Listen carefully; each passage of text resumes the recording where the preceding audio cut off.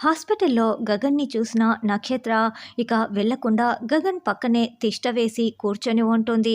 అటుగా వెళ్తున్న భూమి నక్షత్ర గగన్ మాట్లాడుకోవటం చూసి చాలా కోపంతో రగిలిపోతూ వెంటనే బుర్కా వేసుకొని వాళ్ళ వెనకాలే వచ్చి కూర్చొని ఉంటుంది.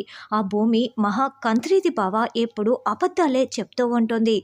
బుర్కాలో వెనకే కూర్చున్న భూమి కోపంతో రగిలిపోతూ నక్షత్ర మాటల్ని వింటూ ఉంటుంది.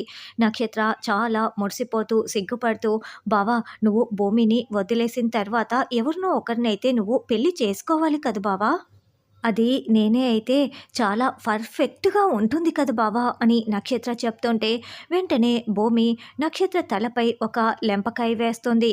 ఎవరబ్బా నన్ను కొట్టిందని నక్షత్ర వెనక్కి తిరిగి చూస్తూ, ఏయ్, ఎందుకే నన్ను కొట్టావని బుర్కాలో ఉన్న భూమిని ప్రశ్నిస్తూ ఉంటే, గగన్ బుర్కాలో ఉన్న భూమి వైపు షాకింగ్‌గా చూస్తూ ఉంటాడు.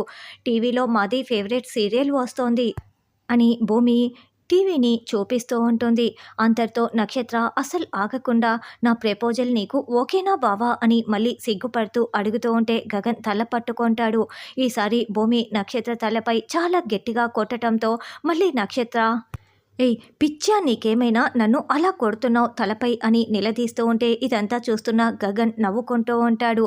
నాది పిచ్చి గిచ్చి అని నువ్వు మాట్లాడితే మరి నాకు కోపం రాదా అని భూమి అంటుంటే గగన్ మరింత నవ్వుకుంటూ ఉంటాడు.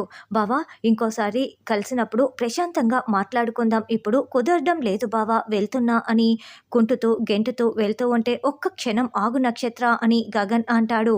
నీ మనసులో నుంచి ఇందాక వచ్చిన చెత్తనంతా వెళ్ళి చెత్త బుట్టలో పడేసే నక్షత్ర అని గగన్ వార్నింగ్ ఇవ్వటంతో నక్షత్ర బాధపడుతూ ఉంటే గగన్ మాటలు విని భూమి చాలా సంతోషపడుతూ ఉంటుంది.